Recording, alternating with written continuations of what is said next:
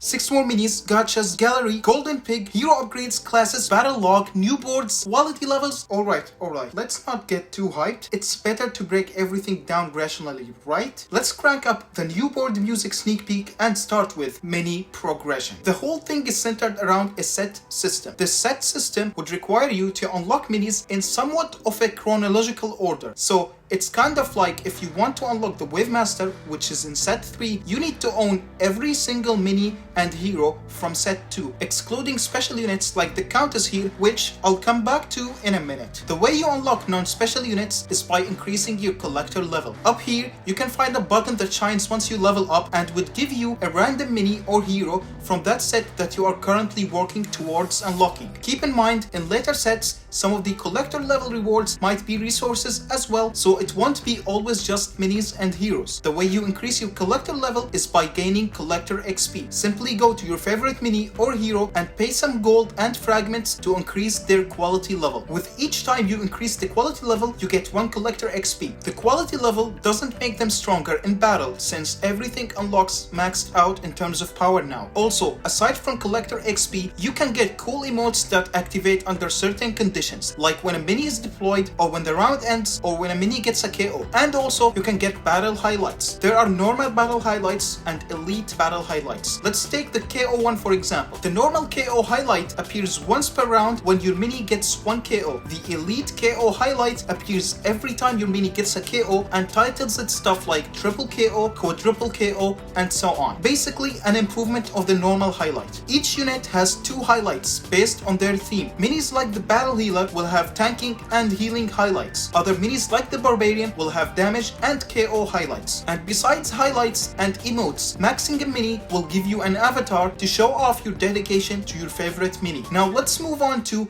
resources. This is where the gallery comes into play. By default, you will have a piggy chest available to collect every 6 hours. It will contain some gold and a small chance to get fragments. You can upgrade your piggy chest to increase the gold you get and have better chances to get fragments from it. On top of all that, at later levels, it will unlock the ability to earn silver keys and gold keys from the piggy chest. If you're wondering what those keys do, hold on, I'll get back to them in a minute. The way you upgrade your piggy chest is by having skins. Yeah, skins. If you go on the diorama tab, you should find a few paintings with skins in them. For every skin you own and insert into the painting, you will get 1 piggy XP. As you can see here, I'm just spamming all the skins, and at the end, I ended up with a level 16 piggy chest, which has a massive improvement over the level 1 piggy chest. But that's not all. There is a second source of piggy XP. If you go to the painting itself, you have the option to decorate it for crystal coins. It will take time to decorate, like upgrades in Clash of Clans, but every successful decoration will give you 1 piggy XP. Every diorama has 12 levels, so maxing each one is 12 piggy XP. Keep in mind, decorating also requires a quote-unquote builder, and you get 1 for free and 1 for having the mini pass. That's just tab 1 in the gallery. Let's check the other 4, starting with skins. This is where all your skins are displayed. Some of them even have groups that reward you for completing them, like all the animal skins will give you a new board, the Misty Forest. The other ones are still not grouped yet, but as time goes, they will have a set and a diorama as well. New skins include Reanimated Skeleton King, which is a high quality skin for Skeleton King. Warthog Hog Rider skin I showed on day 1 for Hog Rider. Field Medic, which is a battle healer skin that resembles a nurse. Slider is an ice skating ice wizard skin. Sharpshooty and Major Musk are 2 military themed skins for Dart Goblin and Musketeer. And those 3 skins are available at 1800 trophies for Season 1, Season 2 and Season 3. And they will have their avatar also be available at 3000 trophies on that same season. Also, found it worth mentioning, Setlik Magic Archer and Scientist Ewiz are getting remodels. Also, there's a skin collection reward down there, so keep an eye on that. For emotes tab, it displays all your emotes. Now, I can't go through all the new emotes like the old sneak peeks because there is over 130 new emotes, so I'll just scroll slowly. Feel free to pause and look at them at any time. But what's important is the emote collection reward. This will be your main source for crystal coins, so you can decorate your paintings. Avatar tab is also the same, where it displays all your avatars, and there is a ton of them as well, so I'll just scroll slowly for you to be able to pause and check them. Also, avatar collection reward is another source of crystal coins. On the boards tab,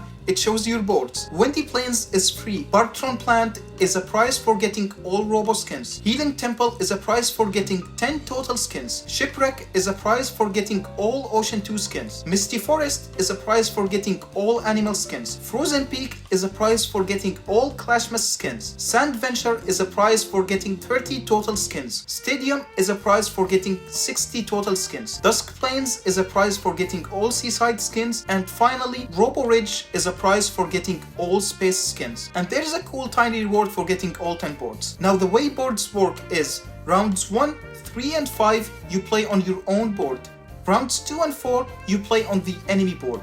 Kinda cool, right? Next, let's move on to Toy Machine. Remember special units? Remember the gold and silver keys? Let's talk about them. The Toy Machine is a gacha system that has 3 key rarities: silver keys, gold keys, and epic keys. Silver keys are used on a banner that I think stays in the game all the time. This banner has a bunch of basic skins and some gold and fragments as possible rewards. The silver gachas have a guaranteed grand prize system that you get after 50 failed pulls, so you are guaranteed a special skin every 50 silver keys. Gold keys are used on more special banners that I think change from time to time based on some rotation or maybe updates. I don't know, honestly, we don't really have info on that yet. One example of a gold banner is the Ocean series, which has some very premium skins like the Counterpus. It also has double the resources rewards of the silver gacha. The gold gachas have a guaranteed grand prize after 80 failed pulls. On a side note, special minis are unlockable through gold key gachas. The special mini gachas are not time limited, so you have some time to farm them gold keys and unlock your Hog Rider. The 80 key prize guarantee also works on special minis, so worst case scenario, minis like the Hog Rider will take you 80 gold keys to unlock. Epic keys are used on the most special gacha rewards. I think those will be mainly time based and probably have some longer rotation than gold banners, but won't return as frequently. An example on an epic banner will be things like Warthog skin or reanimated Skeleton King or even Queentron, which I think will be returning at some point throughout the epic key banners. For resources, they have tripled the resources of the silver key banners. The epic gachas have a guaranteed grand prize after 140 failed pulls. On a side note, Battle Machine and future special heroes will be unlockable through epic key gachas. The Battle Machine banner also most likely won't have a time limit, so it will be there up until you unlock him. The 140 key guarantee thing is also there on the Battle Machine banner. Here's a list of all the banners that you can expect to see in the next update. I would imagine all of them are gold key banners except hero skins and the Hog skin and the Battle Machine one. Those are probably an epic key banner. Now, where do you find epic keys? Good question. You can find some of them on the last track of the mini pass. Also, sometimes they pop up randomly in the shop for free, but I don't know if that one is final or just a dev build thing. Next, let's move on to events. This one is gonna be short, but the event pass is gone and it's all a free track now. Also, there is no more boosters, so you can play at any time, any moment and get full rewards. Aside from that, there is really nothing new as the team didn't have enough time to add new events. There was some slight changes in rules of some events though. Oh, and we got battle logs as a way to share replays into clans. Why is it with events? Okay, listen, I didn't know where to filter that one. It just doesn't matter. Okay, let's just move on. Gameplay changes. This, I imagine, is what the majority of you care about the most. The game got some brand new rules that changed the gameplay forever. First, for heroes, there are a couple things. Every hero now comes with a predetermined position. Melee heroes will be placed on the middle front 2 rows and ranged hero will be placed on the middle bottom 2 rows. That means the bubble is gone. Wait, no.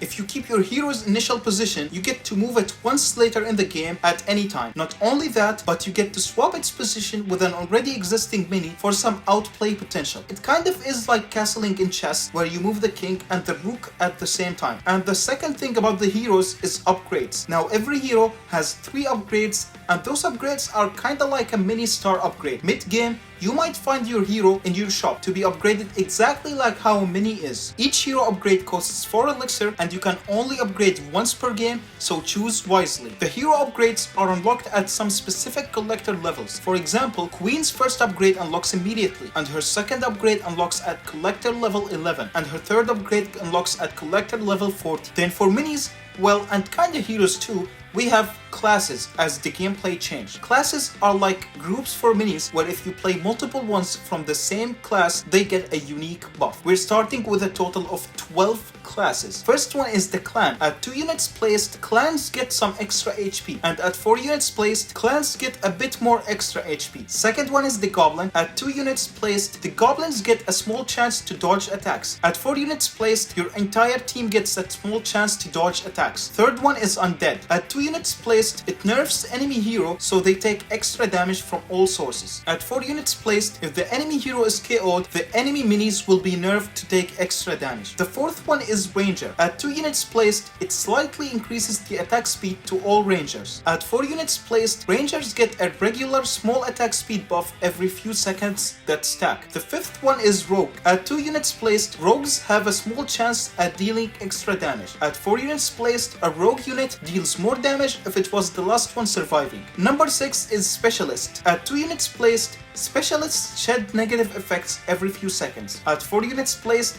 your entire team will shed negative effects every few seconds. To clarify here a bit, negative effects include stun, burn, anti-heal, and stuff like that. So every few seconds, your entire team would get cured from stuns and other negative effects. The seventh one is royals. At 2 units placed, royals take less damage for a few seconds. At 4 units placed, royals take less damage forever. The eighth one is saint. At 2 units placed, your entire team gets more shields and heals. At 4 units placed, your entire team gets even more shields and heals. The ninth one is C. At 2 units placed, your entire team gets some starting energy. At 4 units placed, your entire team gets some energy every few seconds. The 10th one is mage. At 2 units placed, mages get more damage. At 4 units placed, mages get regular small damage buffs every time they super that stacks. The 11th one is rider. At 2 units placed, riders get extra damage on their abilities. At 4 units placed, riders get extra attack speed for a few seconds when casting abilities. The final one is elixir. At 2 units placed, you get some more elixir per round. At 4 units placed, your entire team gets some damage for unspent elixir. While those sound OP,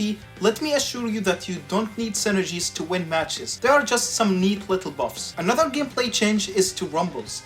Look, wait for it. And whoa, it looks dope. If you press here, it will show you your drafting pool, which uses minis you unlocked. The reason it zooms on your hero is because the hero you select will be available as one of the first 2 choices. Rumbles is now a 4-player game mode as well. There isn't really any other massive differences, but I'd like to point out this new button. It shows stats, specifically damage, tanking, and healing done by each mini on your and your opponent's team. It's not Rumble exclusive, it's still available on duels, and I think it's a neat addition, to be honest. Next, let's move on to new minis. There's 6 more minis coming as well. I can't show more than the collection page as they are not gonna be available on day 1 of the update. First one is a Storm Wizard. She's a 3 elixir ranged mini. She has a clash ability that makes things stunned and untargetable, which is good for sniping things behind tanks. The first upgrade adds more duration, and the second upgrade adds more damage to the clash. The third upgrade makes the clash ability become a super. Second one is Shark Bait. He's a 4 elixir melee mini. The super pulls the farthest mini away from him in a splash area. The first upgrade adds stun. The second one adds damage to the super. And the third upgrade is a 5 energy clash. Third one is Inferno Warden. She is a 5 elixir ranged mini. Her super is an Inferno Beam that deals damage over time. First upgrade adds longer duration, which equals more damage. The second upgrade adds more damage if the target has more than 50 HP, so it's good versus massive tanks. Third star,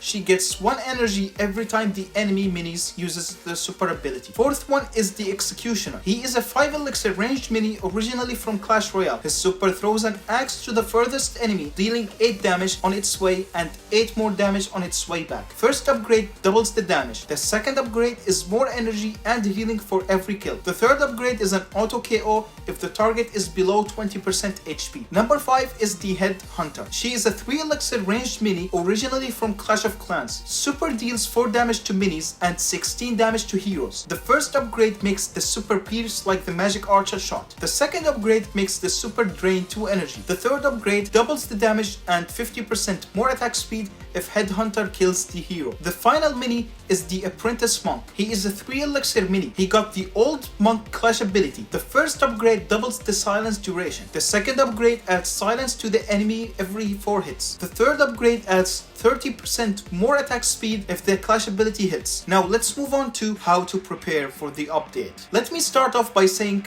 complete every quest you got. Collect all the mini pass. Do your trophy pushing. This update will change and reset most of the things in the game. Another thing is, make sure all your heroes are maxed out or at least the highest level possible for you. We were told level 15 heroes convert to level 15 quality, so it's a 1-to-1 ratio. The conversion rate of shards to fragments is 100-to-1. To put it simply, the most expensive hero level now costs 1 fragment worth of shards. The cheapest quality level costs 10 fragments in the update. For minis, any 3-star mini will be quality 4. The conversion rate of star shards to fragments is 50-to-1. Maxing a mini would set you back 24 star shards, so like half a fragment. You will be getting 4 levels for half a fragment. That's not talking about the gold as well. And about unlocking heroes and minis, it's worth unlocking them just so you can max them immediately. And on another note, unlocking countess is a must since special units are significantly harder to get from the gacha, so make sure you buy your countess before the update. Now the main question is, should you buy crystal boxes and toy boxes or save the resources? If you're missing emotes and avatars, ignore the boxes. Like I'm missing some emotes here and I couldn't care less, because realistically you will unlock them all while trying to get your collector XP, so it's not worth spending to get them early. For skins, I'd say generally they are worth getting earlier. I personally bought every single skin with my gems, but you might be wondering, Abdude, I'm not as rich as you. Which ones should I buy? Well, look at the dioramas. I'll have them all on the screen, and make sure you have at least 1 skin from each diorama. Having 1 skin will unlock the option to decorate your diorama, so that's 12 potential piggy XP for unlocking said diorama. Looks like that's the end of the sneak peeks, and wow, that was too much. I'll see you on the update tomorrow, my dudes.